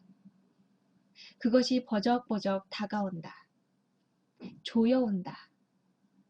차가운 감촉이 팔뚝을 거쳐 서서히 얼굴 쪽으로 전해진다. 이내 차갑고 가늘고 긴 무언가가 얼굴을 더듬으며 지렁이처럼 꿈틀거린다. 그것은 내 시야가 가려져 있는 곳, 그 검은색 공백 한가운데에 서 있다. 내가 볼 수 없는 그곳에서 그것이 가만히 속삭인다. 이제 끝났어. 번뜩 정신을 차렸다. 침대 위였다. 온몸이 땀으로 젖었다. 꿈속에서 얼굴을 더듬던 그것의 느낌이 너무나 강렬해서 깨고 난 후에도 얼굴 근처가 근질근질했다. 나는 심호흡을 크게 한 다음 살며시 눈을 뜨려 했다. 그러나 그때 내 왼쪽 옆에 누군가 앉아있다는 느낌이 들었다. 나는 돌아보지는 못하고 다시 눈을 질끈 감았다. 두려움으로 가슴이 터질 것 같았다. 얼마나 지났을까? 신경이 끊어질 듯 날카로운 침묵의 시간을 견디다 못한 내가 가만히 눈을 떴다. 하지만 눈 가장자리에 드리워진 검은색 막 때문에 고개를 돌리지 않고는 왼편에 앉아있는 그것을 볼 수 없었다. 나는 최대한 조용히 그리고 조금씩 고개를 돌렸다. 긴장으로 입이 타 들어갔다. 1cm, 1cm씩 그것이 눈치채지 못하게 서서히 왼편으로 고개를 돌렸다. 고분장왕님 어서오세요. 드디어 왼편에 앉아있는 그것이 눈에 들어왔다. 그녀였다. 그녀가 내 옆에 앉아 조용히 울고 있었다. 어두운 침실에 앉아있는 그녀는 마치 살아있는 것처럼 생생했다. 그녀의 흐느낌이 침실 전체에 나지막히 울리고 있었다. 나는 아무리 애를 써봐도 손가락 하나 까딱할 수 없었다. 방금 전까지 움직였던 고개도 왼편으로 딱 고정된 듯 움직이지 않았다. 울음이 터져 나왔다. 그녀가, 내가 사랑하는 그녀가 지금 내 앞에 있는데 난 아무것도 할 수 없었다. 그렇게 한 10분쯤 지났을까? 가만히 앉아서 한참을 울던 그녀는 안개가 흩어지듯 스르르 사라져버렸다. 그제야 나는 움직일 수 있었다. 재빨리 일어나서 주위를 둘러보았지만 어디에도 그녀의 흔적은 없었다. 하지만 분명 꿈은 아니었다. 그녀는 실제했다. 만져볼 순 없었지만 그녀의 울음소리는 내 고막을 자극했고 그녀가 앉아있던 침대 가도 그녀의 무게만큼 들어가 있었지 않은가? 나는 쉴 새 없이 울면서 중얼거렸다. 어떻게 된 일이니, 나영아? 어떻게 된 일이야? 밤은 길었다. 울다 쓰러져도 잠을 잘 수는 없었다. 그래서 더 길게만 느껴지는 밤을 보내는 동안 생각을 정리했다. 송준선님, 까치야 놀자님 어서오세요. 여러가지 정황으로 미루어 경찰에서도 똑같은 대답. 그녀는 애초에 존재하지 않았고 사고 현장에도 나 혼자뿐이었다는 바로 그 대답을 들을 확률이 높았다. 클린턴? 동은마저 그녀를 까맣게 잊었는데 아니, 아예 그녀의 존재조차 인식하지 못하는데 경찰들이라 해서 다를 리가 만무했다. 그 누구도 그녀를 기억하지 못한다는 사실은 이제 명백하다. 그러나 그녀는 존재했다. 나는 분명 그녀를 알고 있고 그녀와 함께 지냈으며 그녀와 함께 사고를 당했고 그녀의 죽음에 슬퍼했었다. 그리고 오늘 본 그녀의 모습을 통해 한 가지 사실이 더 분명해졌다. 그녀에게 무슨 일이 생겼다는 것. 그녀는 지금 울음으로밖에 도움을 구할 수 없는 어떤 상황에 처해 있는 게 분명했다. 그렇게 찬찬히 상황 정리를 하다 보니 자연스레 이 일이 초자연적인 것과 연관이 있다고 생각하게 되었다. 대전 휠라 키즈님 어서오세요. 불어는요 제가 오전 10시 정도에 해요. 급작스러웠던 사고, 그녀의 죽음, 한 달 동안의 불면, 그녀를 기억하지 못하는 사람들, 그리고 나를 감시하는 그 남자. 모든 것이 상식적으로는 설명할 수 없는 일들이었다. 그래서 인터넷으로 여러 가지 검색했다. 덕분에 사라진 사람들의 모임이라는 인터넷 카페를 알게 되었다. 그곳에는 나와 비슷한 일을 겪은 사람이 많았다. 그 중에서도 구도자라는 닉네임을 쓰는 사람의 글이 유독 눈에 들어왔다. 인간의 기억은 과연 믿을 만한가? 절대 조작될 수 없다고 자신할 수 있는가? 라는 날카로운 질문으로 시작되는 구도자의 글은 사고와 실종, 그리고 기억 조작에 대해서 다루고 있었다. 흥미가 생긴 나는 만날 것을 제안하는 쪽지를 보냈고 구도자도 마침 인터넷에 접속해 있었던지 얼마 안 있어 답장이 날아왔다. 오전 10시 종로 1가 만다린 커피숍. 미행을 조심할 것. 종로 1가 만다린 커피숍. 나는 가만히 중얼거렸다. 머릿속은 여전히 뒤죽박죽 엉망이었다. 어둠 속에서 홀로 켜진 등불처럼 나영이라는 두 글자만은 환하게 빛나고 있었다. 나는 결심을 굳혔다. 일단 뭔가 해보기로. 그러고는 정말로 주문이라도 외우듯 계속해서 되뇌었다. 나를 사랑하는 나영이가 있다. 나를 사랑하는 나영이가 있다. 그렇게 날이 밝았다. 그러니까 당신은 기억하는데 다른 사람들은 전혀 모른다. 어쩌라고님 어서오세요. 구도자는 머리가 벗어진 초로의 남자였다. 생각하던 이미지와는 많이 달랐다. 불안한 듯 연신 굴려대는 눈동자와 허름한 옷차림, 그리고 몸에서 풍기는 고린내, 고린내 때문에 미덥지 않아 보였다. 네, 구도자님이 쓰신 글과 비슷하죠? 그렇군, 비슷해. 맞아, 맞아. 분명히 그들의 짓이야. 그들이라면 어둠의 존재들이지. 어둠에 기생하고 어둠을 먹고 사는 존재들. 혹자는 귀신이라고 하고 또 혹자는 외계인이라고 하지.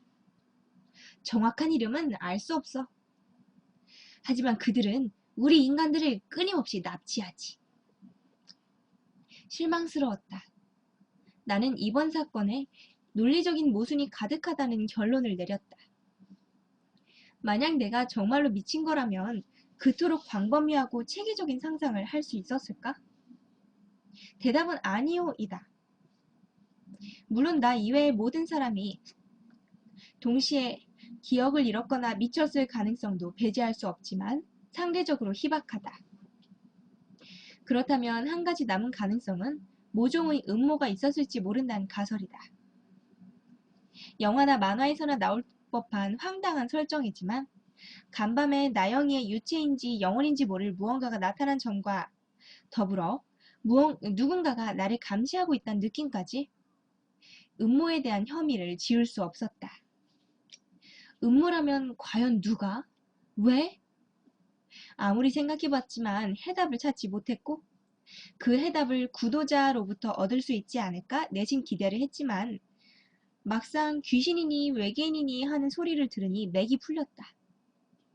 그래도 한가닥 희망을 걸고 다시 물었다. 그런 것들이 진짜로 있습니까? 있지! 나도 어둠의 존재들에게서 납치되던 적이 있는걸? 정말입니까? 좀 차근차근 설명해 주세요. 그때가 80년대였지 아마? 난 대학에서 물리학을 전공하던 교수였는데 어느 날 밤 그들이 나를 납치했어. 연구실 안으로 강한 빛이 들어오는가 싶더니만 나는 곧 정신을 잃었고 깨어보니 온통 어둠으로 덮인 곳이더군. 그래서요? 그래서긴 뭘 그래서야. 그들은 나에게 이것저것 묻더니 처음 보는 기계를 가지고 내 몸 여기저기 검사하더라고. 물론 얼굴은 보이지 않았지. 구도자는 불안한 듯이 계속해서 두리번거리며 뭔가 찾고 있었다. 더 자세히 얘기해 주세요. 어떻게 풀려난 거죠? 30만 원 맞네. 네? 30만 원? 상담료야? 그 돈만 내면 내가 자세하게 얘기해 주지. 거짓말이군요. 나는 화가 나서 소리쳤다. 거짓말이 아니야. 이것 봐. 내 머리에는 그들이 했던 수술 자국도 있다고. 구도자는 뒤통수 쪽으로 나 있는 붉고 가느다란 자국을 보여줬지만 나는 자리를 박차고 일어났다. 엉뚱한 곳에서 시간을 허비한 자신이 한심했다. 납득할 만한 설명을 할 수는 없지만 분명히 논리적인 답이 있을 것이다. 이런 불확실하고 황당한 생각에 계속 빠져 있다가는 정말 중요한 점을 놓칠지도 모르는 일이었다. 결국 경찰에 신고하도록 마음먹고 구도자를 그대로 놔둔 채 커피숍을 나왔다. 이것 봐, 이것 봐. 마지막으로 한마디만 해줄게. 구도자는 어지간히도 돈이 급했는지 커피숍 밖으로 따라 나왔다. 돈 같은 거 드릴 생각 없습니다. 돈은 괜찮아. 근데 이건 알아두라고. 그들은 기억을 조작해. 순간 나는 멈칫하고 말았다. 그들은 납치한 사람의 주변인들의 기억을 조작해서 아예 존재하지 않았던 것처럼 만들어버리지. 그게 무슨... 내가 구도자를 향해 한 발 다가서려는 순간 커피숍 안에서 밖을 바라보던 남자가 황급히 내 시선을 피하는 모습이 눈에 들어왔다. 낯익은 뒷모습이었다. 계속해서 나를 감시하던 남자가 틀림없었다. 진돗개님 어서오세요. 나는 재빨리 커피숍 안으로 뛰어들어갔다. 하지만 남자는 연기처럼 사라진 뒤였다. 점원들에게 물어봐도 아무도 그를 기억하지 못했다. 다시 밖으로 나와보니 어디로 갔는지 구도자도 보이지 않았다. 다시 혼란스러움과 불안감이 엄습해왔다. 나는 길거리에 주저앉았다. 눈물이 났다. 두려웠다. 정말로 귀신의 장난인 걸까? 정말 외계인의 소행인 걸까? 따뜻한 햇살이 비치고 있었지만 온몸에 돋은 소름이 가시질 않았다. 어쩌면 나는 정말로 미쳐가고 있는 걸지도 모른다. 추천! 자, 4챕터가 됐어요.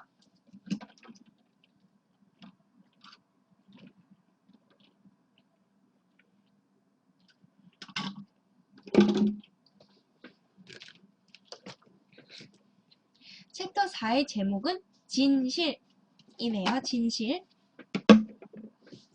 아무것도 없다. 암흑의 공간. 오직 그녀의 목소리만 들린다. 짠! 100일 기념 케이크야! 곧이어 내가 말한다. 와, 너 이런 것도 만들 줄 알아? 그럼! 내가 안 해서 그렇지 마음먹으면 인류 요리사라고? 아무튼 잘 먹을게. 그 전에 촛불부터 끄자. 잠깐만. 너도 선물 줘야지. 뭐? 나 그런 거 없어. 자, 촛불 끄자. 뭐야, 치사하게. 농담이야, 농담. 자, 여기 선물. 와, 커플 머그잔이네. 네가 꼭 가지고 싶어 했잖아. 더 비싼 거 사줄 수도 있는데. 아니야, 난 이게 좋아. 우리 이름도 새겨져 있고. 어? 근데 이 날짜 뭐야? 우리가 사귀기로 한 날 아닌데? 바보야. 그거 우리가 처음 만난 날이야. 여성학 수업 시간이었지? 빠치프님 어서오세요. 생각난다. 너 그때 진짜 웃겼었는데. 내가 생각해도 그때 나 왜 그랬는지 모르겠다. 얼굴이 새빨개져서는 더듬더듬 한다는 말이 차 있으면 시간이라도 한잔 하시죠? 였었지? 야, 그건 일부러 웃기려고 그런 고전적인 멘트 쓴 거지. 내 어떤 모습에 반했던 거야? 어? 말해봐. 라디오의 볼륨을 줄이듯 그녀의 목소리가 서서히 잦아든다. 여전히 아무것도 없는 공간. 그때 빛 한 점이 들어온다. 바늘구멍처럼 가늘고 약한 빛이다. 하지만 빛은 점점 더 커진다. 그리고 조금 더 크고 분명한 그녀의 다급한 목소리가 들린다. 눈을 떠! 정말로 눈을 떴다. 그리고 벌떡 일어났다. 머그짠! 내가 왜 그 생각을 못했지? 주방으로 달려가서 싱크대 서랍장을 뒤졌다. 한참을 뒤진 끝에 꿈속에서 나왔던 100일 기념일에 내가 사서 하나씩 나눠 가졌던 그 머그잔을 찾아냈다. 드디어 뭔가 증거가 나왔어요. 그녀가 실존한다는 증거. 머그잔에는 이선우 하트 정나영이라고 적혀 있었다. 정나영. 그녀의 이름을 보는 순간 꾹꾹 눌러왔던 슬픔이 본물처럼 터져나왔다. 그녀는 존재한다. 세상 모든 사람이 부정해도 그녀는 존재한다. 낡아서 새까지 바랜 정나영이라는 글자가 마치 그녀 자체 같아서 나는 쓰다듬고 또 쓰다듬었다.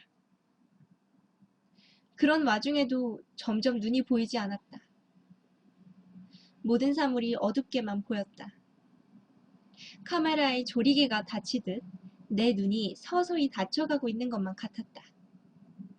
나는 울먹이며 중얼거렸다. 나영아, 나 너무 힘들다. 도대체 어디 있는 거니? 구도자를 만나고 돌아오는 길에 나는 자꾸만 부딪히고 넘어졌었다. 검은 부분이 늘어나서 시야가 좁아진 탓도 있지만 몸이 마음대로 움직여지지 않았다. 더 이상 어떤 사람도 믿을 수가 없어서 경찰에 신고해야겠다는 생각도 고쳐먹었다. 지금 여기는 어느 부분이냐면 아까 전에 그 구도자를 만나고 나서 집에 돌아가는 길에 그 경찰한테 신고할까 하면서 집에 돌아가던 그때를 다시 생각하는 거예요. 더 이상 어떤 사람도 믿을 수가 없어서 경찰에 신고해야겠다는 생각도 고쳐먹었다. 두려움과 절망감을 느끼면서 집으로 돌아왔을 때 날 기다리고 있던 건 어머니였다. 사고가 나던 날 어머니는 지방에서 당장 올라오셨고 나영이의 장례식까지 참석하셨다. 내 걱정을 하시며 당분간은 내려와서 같이 지내자고도 말씀하셨었다. 하지만 역시 어머니도 그녀를 기억하지 못하고 계셨다. 동훈이가 전화했더라. 네가 요즘 이상하다고. 괜찮은 거니? 엄마가 내려오라 그랬을 때 말을 들었어야지. 어머니도 모르시겠어요? 나영이 일전에 올라오셨을 때 소개도 시켜드렸잖아요. 어머니도 걔라면 며느리로 딱이라고 좋아하셨고 걔 장례식에서 울기도 하셨잖아요. 동훈이한테 대충 얘기 들었어. 네가 사고 당하고 나서 충격이 큰가 보구나. 어머니! 선우야, 집에 내려가서 치료받자. 병원이 싫으면 용한 점쟁이도 있고. 제 말 좀 믿어주세요. 너부터 내 말 좀 들어라. 내 아버지란 양반은 여자하고 바람나서 지금 어디서 살고 있는지도 모르겠고 나한테는 너 하나 달랑 남았는데 이 엄마 말 좀 들어라. 넌 어릴 때부터 상상력이 남달랐지 않느냐. 아마 사고 후에 충격이 심해서 엉뚱한 상상을 하게 됐나 본데 내 친구 딸 중에도 그런 일이 있어. 결국 승낙하고 말았다. 치료받는 것을. 어머니가 눈물까지 흘리며 치료 얘기를 꺼내시니 달리 방도가 없었다. 그리고 사실 그때쯤엔 스스로도 반쯤 포기한 상태였다. 모두가 나영이는 없다고 하는데 나만 그녀의 존재를 믿으니 정말 내가 미친 걸지도 모른다는 생각이 들었다. 그녀와의 추억들은 내 상상의 산물이고 어색한 사진들도 모두 내 눈에만 그렇게 보이는 거고 감시당하는 느낌도 모두 착각이라는 생각. 그게 차라리 귀신이나 외계인의 납치보다 또 정부의 음모보다 훨씬 더 논리적이고 자연스러운 결말이라고 생각이 들었다. 그랬는데 내일 짐을 챙겨가겠다고 어머니를 먼저 내려가시게 한 후 모든 것이 나만의 망상이라고 결론까지 내렸었는데 꿈에서 머그잔을 본 것이었다. 그리고 정말로 그 머그잔이 있었다. 다시 눈물이 흘렀다. 이제 내가 미친 것이 아니라는 게 확실해졌다. 나영이가 정말로 존재한다는 확신이 들면서 앞으로의 일이 막막해지기 시작했다. 점점 어두워지는 두 눈은 단순히 피로 때문이라고 하기에는 그 증세가 너무 심각했다. 뻣뻣해지고 있는 몸과 간헐적인 두통, 그리고 환청도 사고의 후유증이라 하기엔 석연치가 않았다.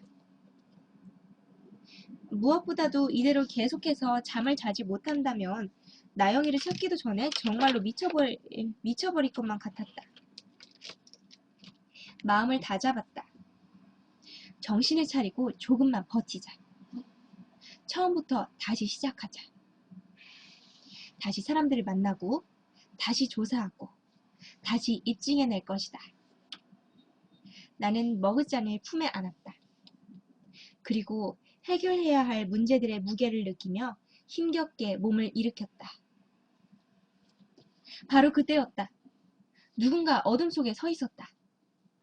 주방의 불빛이 닿지 않은 거실의 구석, 일전에도 검은 형체가 도사리고 있었던 그곳이었다. 나는 불 켜지 않고도 직감적으로 그 남자라는 것을 깨달았다. 계속해서 나를 감시하던 그 남자. 뒷모습이 낯익은 그 남자. 드디어 올 것이 온 것이다. 모든 비밀이 풀릴지도. 그것이 어떤 형태로든 간에 어쩌면 나영이를 다시 만나게 될지도 모른다. 나는 벽 쪽으로 걸어갔다.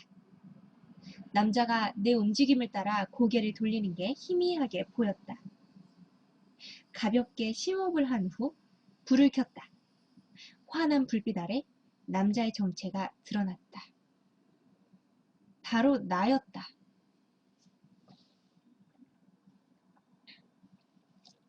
남보다 조금 큰 귀, 밑으로 처진 눈썹, 하얀 피부, 작은 눈.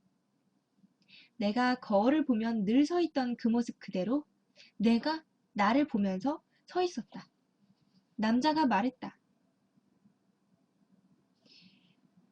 일단 앉아. 너무 놀라지 말고.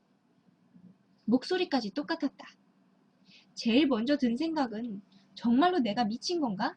하는 불안감. 그 다음 생각은 정말로 외계인인가? 하는 놀라움. 문득 아침에 만났던 구도자의 얼굴이 스쳐 지나갔다. 하지만 두렵지는 않았고 왠지 모르게 차분해졌다. 그래서인지 내 목소리는 생각보다 떨리지 않았다. 누구? 설마 나는 아닐 테고. 아니, 맞아. 난 너야. 나를 닮은 남자는 자신이 나라며 웃었다. 지금 무슨 소리를 하는 거야? 당신이 나일 리가 없잖아. 난 네가 맞아. 조금 더 정확히 말하자면 난 내 의식의 또 다른 부분이지. 너도 느끼고 있을걸? 너와 닮은 나를 보고도 그렇게 거부감이 들지 않는단 걸. 그건 맞는 소리였다. 거부감은커녕 친숙함마저 들 정도였다. 그래도 믿을 수 없었다. 아직도 꿈꾸고 있는 건지도 몰랐다. 모처럼 만에 긴 꿈을 꾸고 있는 걸지도. 맞아. 어떻게 보면 이건 꿈이지. 나는, 아니, 내 앞에 앉아있는 나를 닮은 남자는 내 생각까지도 읽을 수 있었다. 당황스러웠다. 당황하지 않아도 돼. 나는 너인 만큼 생각을 읽을 수 있는 건 당연한 일이니까. 어서 앉아서 차분하게 내 얘기를 들어봐. 시간이 없으니까 빨리 진실을 말해줄게. 말없이 자리에 앉았다. 뭐가 뭔지 알 수는 없었지만 꼭 얘기 들어야 될 것만 같다는 생각이 들었다. 더불어 어느 쪽으로든 결말이 나리라는 생각. 나는 사고를 당했어. 묻지 않을 수 없었다. 그러니까 우리를 말하는 거지? 그래, 우리, 바로 나. 숨을 죽이고 나의 다음 말을 기다렸다. 나는 여전히 차분한 목소리로 말했다. 사고를 당했지만 나영이는 죽지 않았어. 나는 벌떡 일어났다. 잠시만! 지금 나영이라 그랬지? 나영이는, 그러니까 나영이가 진짜 존재하는 거야? 내 말은 나영이가 상상이 아니라는 거 맞지? 나는 빙그레 웃으며 말을 이어나갔다. 그럼 나영이는 존재해. 우리 기억하고 있잖아. 나영이와의 그 행복했던 시간들. 그게 어떻게 거짓이겠니? 그가 1인칭 시점으로 나와 나영이에 관한 이야기만 하지 않았어도 나는 기쁜 마음에 그를 끌어안았을 것이다. 하지만 나와 닮은 얼굴을 하고 자신이 또 다른 나라고 주장하는 그 남자에게 나는 선뜻 다가갈 수 없었다. 그렇지만 처음으로 나영이의 존재를 인정하는 사람을 만난 건 큰 기쁨이었다. 모든 상황이 상식적으론 절대 이해할 수 없었음에도 불구하고 나는 지푸라기라도 잡는 심정으로 다급하게 물었다. 그럼 나영이는 어디 있는 거지? 왜 다들 기억을 못하는 거야? 병원에. 나영이는 지금 이 시간에도 병원에 있어. 병원? 역시 어딘가 다친 거야? 아니, 그럼? 다친 건 나영이가 아니라 바로 우리야. 나는 무슨 말인지 쉽게 이해할 수 없었다. 다친 건 우리라니? 점점 침침해지는 내 눈을 두고 하는 말인가? 나는 계속해서 이야기를 이어갔다.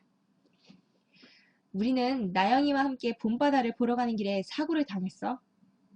불행한 사고였지. 아직 생생하게 떠오를 거야. 덤프트럭이 돌진해 오던 그 순간이. 바로 그 순간에 우리는 핸들을 꺾었었지. 나영이가 앉아있던 조수석을 최대한 보호할 수 있도록. 덤프트럭의 정면과 운전석이 충돌하도록 말이야. 그래서 나영이는 상처 하나 입지 않고 무사할 수 있었어. 도대체 무슨 말을 하고 있는 거지?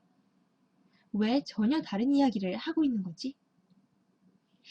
잠깐, 무슨 말인지 하나도 모르겠어. 다친 건 그러니까 나라고? 나는 멀쩡했었고 죽은 건 나영이였단 말이야. 또 다른 나가 고개를 저었다. 조금 쓸쓸하고 피곤해 보이는 미소를 지으면서. 아니, 그건 그야말로 우리의 상상이야. 우리는 왼쪽 머리를 다쳤었어. 그것도 아주 심하게. 지금 이 순간에도 병원에 누워있지. 산소호흡기 하나에 의지해서 말이야. 우리 지금 식물인간이거든. 또 이상한 소리, 식물인간이라고? 난 지금 여기 있잖아. 도대체 뭐야? 내가 진짜로 미친 거야? 나는 통제할 수 없는 혼란을 느꼈다.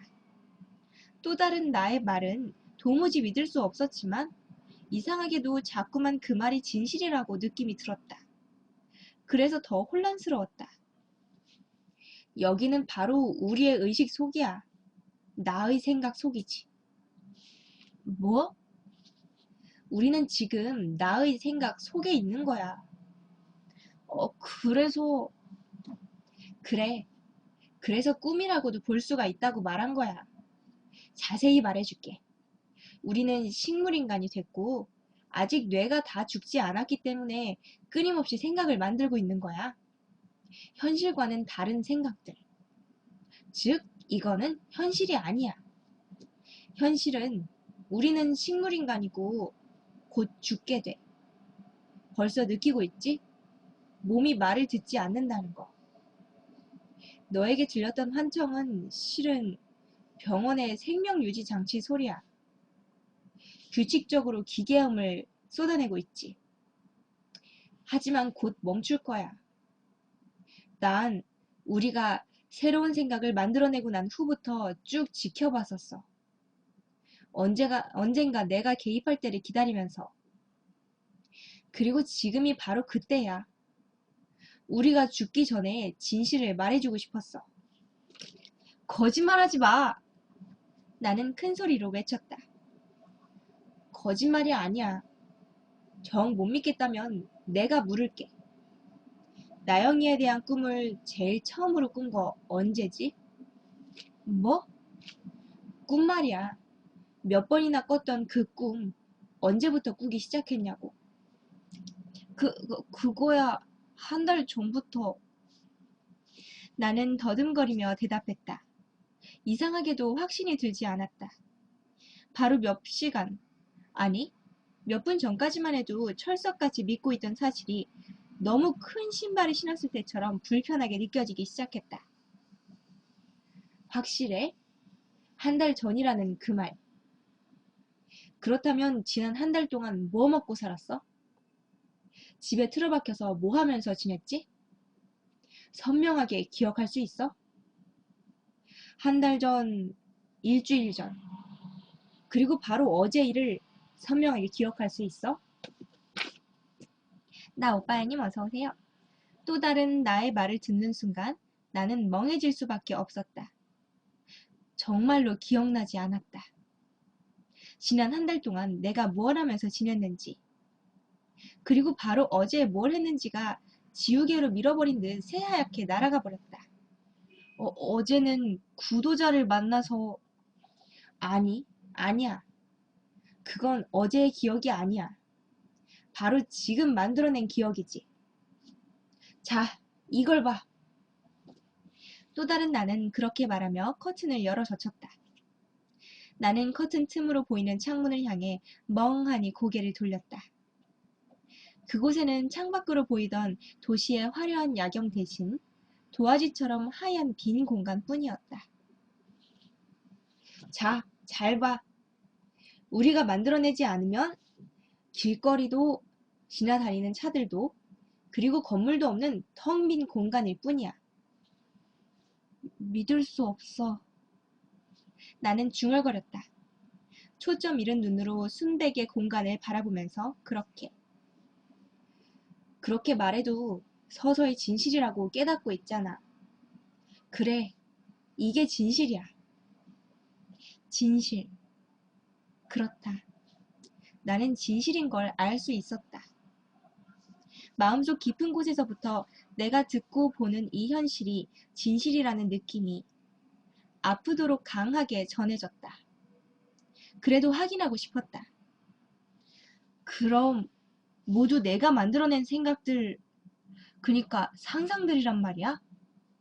나영이가 죽었던 것도, 그리고 나영이를 아무도 기억하지 못한다는 것까지? 그래. 우린 마지막 순간까지도 나영이를 걱정했었어. 핸들을 꺾는 그 순간에도 나영이를 살리기 위해 노력했지. 그녀는 우리 인생의 전부니까. 그런 걱정들이 쌓여서 생각과 상상들을 만들어냈던 거야. 나영이는 지금도 병실에서 우리를 지키고 있어. 눈물을 흘리면서 말이야. 좋은 여자야. 다시 태어나도 만나지 못할 만큼. 갑자기 목이 메어왔다. 또 다른 나의 눈에도 어느새 눈물이 고여 있었다. 나는 입을 열었다. 울음 섞인 목소리로. 다행이군. 나영이가 살아있다니. 그래, 다행이야. 만약 반대의 경우였다면 우린 아마 견디지 못했을걸? 나영이는 괜찮을까? 내가 없어도 괜찮을까? 인정하긴 싫지만 괜찮을 거야. 우린 잘 알고 있잖아. 나영이는 참 강한 여자라는 걸. 그 모습이 좋았지. 그래, 그래서 나영이를 사랑했었어. 나는 알고 있었다. 내 인생이 나영이 때문에 조금 더 특별했었다는 걸. 그녀를 사랑했기 때문에 두 번 다시 가져보지 못할 행복을 맛봤다는 걸. 그녀를 알았기 때문에 튼튼한 영혼을 가지게 되었다는 걸. 웃을 수 있었다는 걸. 그리고 그녀를 진심으로 사랑한다는 걸. 나는 눈물을 훔치며 물었다. 그럼 이제 아니 우리는 어떻게 되는 거지? 언제 죽는 거야? 아마 곧이야. 지금쯤 의사들이 몰려오고 있을걸? 죽으면 어떻게 되는 거지? 그건 나도 몰라. 우린 아직 죽음에 대해서는 잘 모르잖아. 그래, 고마워. 많은 걸 알려줘서. 뭐라고 불러야 되지? 너 이름이 있니? 내가 너고 네가 나라니까. 근데 굳이 구분 짓자면 나는 왼쪽 뇌라고 하면 되나? 5챕터가 됐어요. 이거 아마 이 책 혼자서 읽고 있었으면 울었을 부분이 지나갔어요. 간신히 참았네요. 5챕터 다시 처음이라는 챕터예요. 봄바다엔 바람이 가득했다. 파도가 넘실거리며 하얀 모래밭 위로 길고 진한 자국을 남겼다.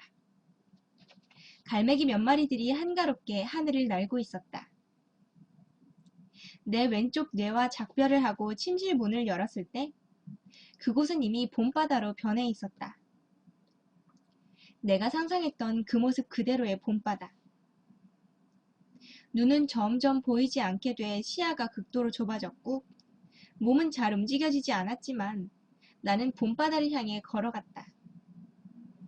해변을 걸으며 그녀에 대해 다시 생각했다. 다시는 보지 못하지만 오래도록 행복하길. 언제나 그 아름다운 미소를 잃지 말길 조용히 기도했다. 어릴 적 읽었던 동화책에 사랑하는 사람을 놔두고 죽으면 별이 돼서 아 슬퍼.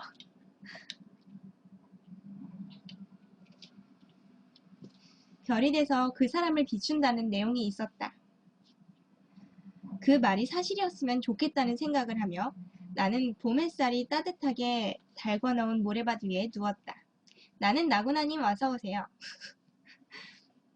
이내 참을 수 없는 졸음이 몰려왔다. 이제는 편히 잘 수 있겠다는 생각에 설핏 미소가 번졌다. 나는 잠을 잘 것이다. 아주 길고 편안한 잠을. 바람이 불었다. 눈이 서서히 감겨왔다. 문득 그녀의 웃는 모습이 보고 싶어졌다. 저기요, 왜 수업 안 듣고 나만 쳐다봐요? 네? 계속 나 쳐다보고 있었잖아요. 내가 모를 줄 알아요? 아니 그게 얼굴까지 빨개지네? 혹시 변태 아니에요? 뭐 이상한 생각했죠? 아니요, 절대 그런 게 아닙니다. 쉬쉬쉬, 교수님이 쳐다봐요. 됐다, 이제 됐어요. 그럼 왜 그랬어요? 예뻐서. 네? 잘 안 들려요. 아니요, 그냥 저기 그 시간 있으면 차 한잔 하실래요? 뭐라고요? 아니 그게 아니고 시간 없으면 차라도 한 잔. 아 웃기다. 웃는 모습 좋네요. 순진한 거예요? 순진한 척 하는 거예요? 좋아요. 어느 쪽인지 내가 알아볼 거니까 수업 끝나고 만나요. 만나서 시간 있으면 차라도 한 잔 하겠냐고 물었군요. 처음에. 아니 뭐지? 차 있으면 시간이라도 한 잔 하실래요? 라고 물었던 거네요. 만나서 시간이라도 한 잔 하죠 뭐. 감사합니다. 하하. 하고 맨 처음 만난 날 이거를 회상하면서 죽었네요. 남자가.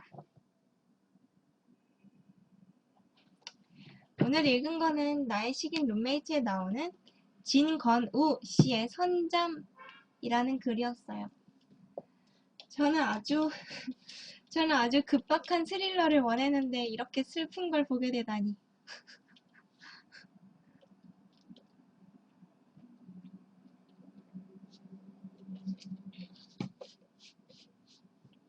네, 오늘 슬펐어요.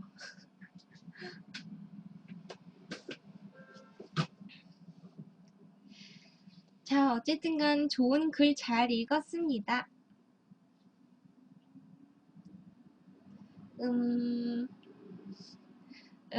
맞다.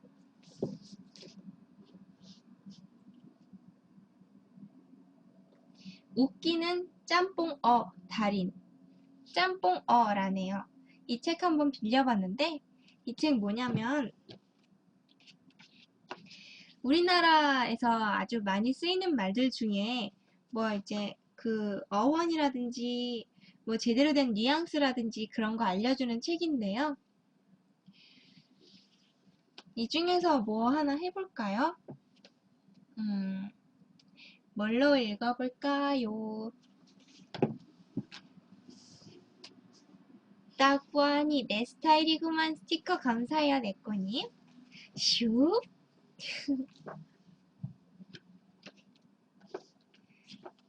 뭐 한번 해볼까?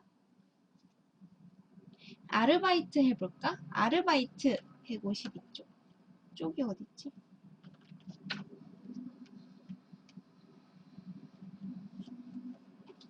아르바이트. 여름방학을 맞아 다양한 경험을 하려고 아르바이트에 전력을 다하는 알바족과 취업을 위해 자격증과 영어 공부에 시간을 쏟아붓는 스펙 쪽의 24시간을 들여다봤다. 라든지 일본의 니트족이 하루 이틀의 단기 아르바이트로 생활한다면 한국의 니트족은 취업난 속에서 2, 3개월의 아르바이트로 생활한다. 뭐 이런 기사들이 있나 봐요. 이처럼 오늘날 젊은이들의 풍속도를 그린 신문 기사들에서 보는 바처럼 아르바이트, 알바족, 니트족, 스펙족 등의 말이 일상 용어로 자주 쓰이고 있다. 여기서 알바로 줄여 부르기도 하는 아르바이트는 독일어로 일 혹은 노동을 뜻하는 아르베이트가 의미 변화를 일으켜 쓰이고 있는 말이다. 독일어 대충 이렇게 읽는다고 맞나?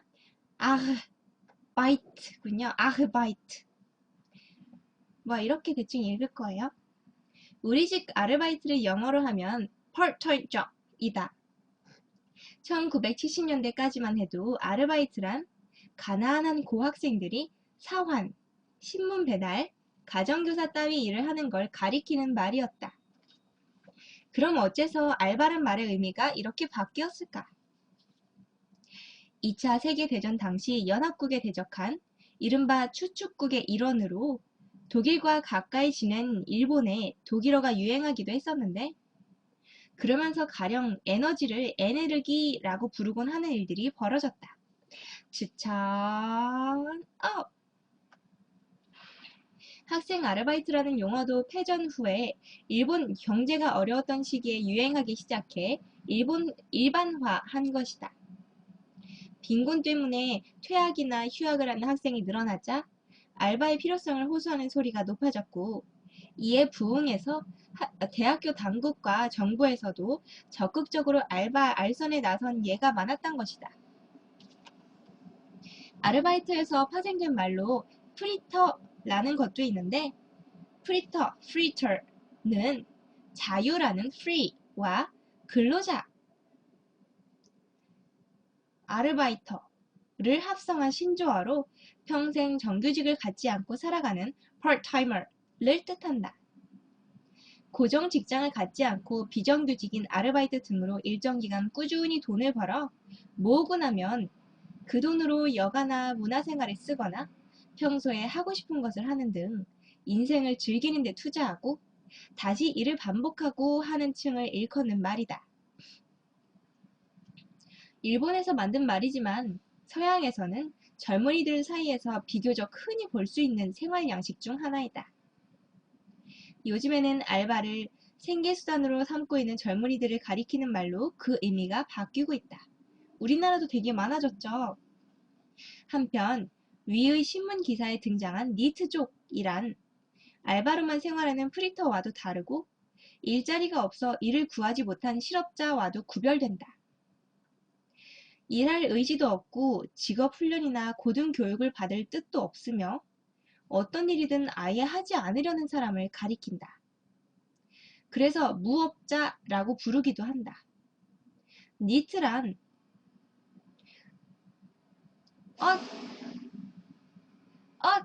잠깐만요. 한 문장만 읽고요. 니트란 not currently engaged in education, employment, or training 의 머리 문자를 딴 약어이다. 그러니까 니트는 그냥 영구 백수 의지를 가지고 있는 백수라는 뜻이군요. 니트족이. 자, 아르바이트 했어요. 유행 웃기는 짬뽕어 달인 여기서. 아제리아님 스티커 100개 감사해요. 슝.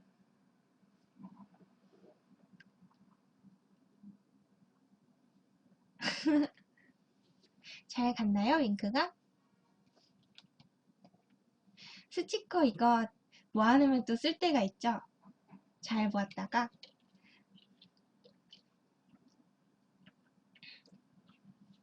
초콜릿도 좀 많이 모으면 되게 좋은 쓸데가 있는데, 제가 진짜 쓰고 싶은 그 이제 아이템이 있는데, 그거는 받은 초콜릿을 모아서 쓸 수 있더라고요. 근데 제 기억에는 제가 받는 걸로는 상상할 수 없는 되게 많은 양이었어가지고 그냥 포기하기로 했어요. 우리 방은 오히려 초콜릿보다는 그 별풍이나 스티커를 주시잖아요. 초콜릿은 별로 안 보내주고. 아제리아님 감사해요. 서포터 되셨군요. 네임드 사다님 어서오세요. 여러분들아 이거 하셨어요? 뿡뿡뿡뿡뿡뿡 추천 업! 추천 업! 제가 어젠가 그젠가부터 뭘 이렇게 꿍지락거리고 있냐면 손으로 제가 요새 지우개질 많이 한다 그랬잖아요. 이거 지우개질. 그래서 거기서 나온 지우개 똥 뭉쳐가지고 이거 만지고 있는 거예요. 이건 어렸을 때는 막 손가락 굵어진다고 하지 말라고 해서 코딱지 가지고 한다고요? 무슨 뜻이에요? 이거 코딱지로 만들어요? 이거 어릴 때는 손가락 굵어진다고 막 하지 말라 그랬는데 근데 이거 한번 만지기 시작하면 이거 손에서 뗄 수가 없어요. 계속 찾게 돼요. 어디다가 잠깐이라도 놔두면 자꾸 찾아서 하게 돼요.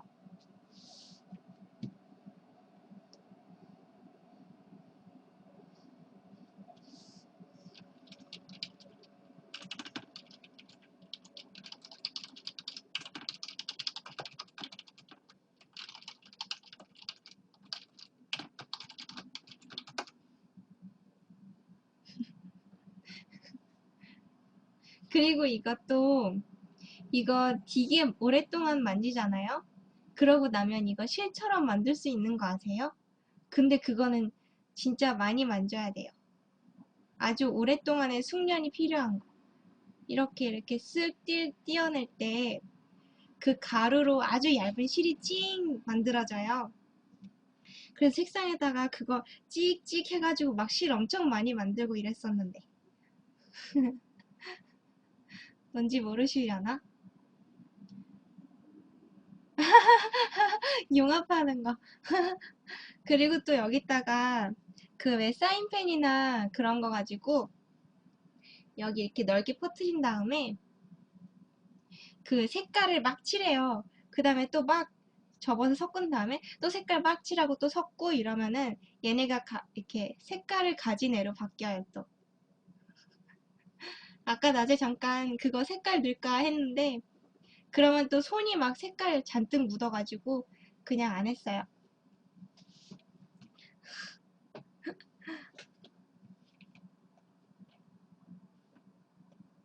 잠자리 지우개 요새 안 쓰냐고요? 이거 제가 지금 쓰고 있는 거 잠자리 지우개예요.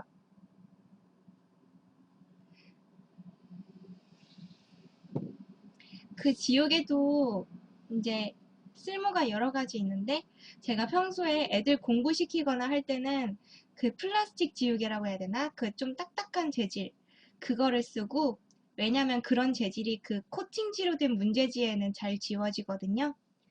근데 이 잠자리 지우개 같은 경우는 오히려 그런 데에는 잘 안 써지고요. 이거는 이제 연습장에 뭐 연필 같은 뭉툭한 걸로 그림 그렸을 때 그거 지우는 용도. 뭉툭한 선 지울 때. 근데 샤프로 쓴 거는 딱딱한 걸로.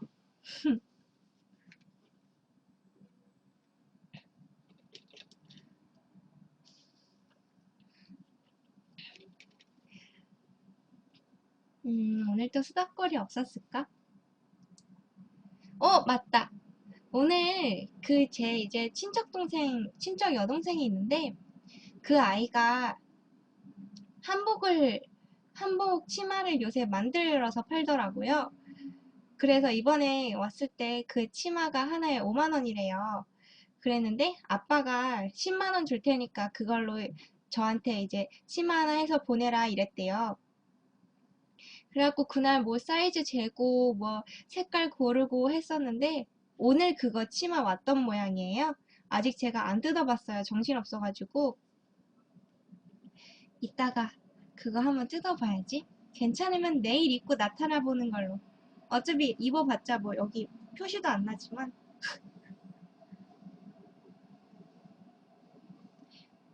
이제 그 수다거리 슬슬 떨어져 가네요. 방종각? 방종각. 카운트가 시작되었습니다. 오늘 저녁에 갈비 유부초밥 해 먹었는데요. 갈비가 너무 연하고 맛있었어요. 지금 밤 10시 45분 정도고요. 네임드 사다님, 아제리아님, 나는 나구나님, 레갈로 클랑가님, 네꼬님과 그 분신들 오늘 마지막까지 남아주셔서 감사해요. 오늘 하루도 고생 많으셨어요. 그리고요, 맞아. 내일 아침에, 내일, 수요일. 내일은, 흠, 내일은, 내일은, 내일 아침 10시경에 나타나는 걸로 하겠습니다. 고생하셨어요. 감사해요, 오늘도. 오늘도 잘 자요. 그리고 내일은 오늘보다 조금 더 행복하고 오늘보다 조금 더 힘이 넘치는 아침 맞이하시기를 바라요. 잘 자요. 녹화 끄고 스스스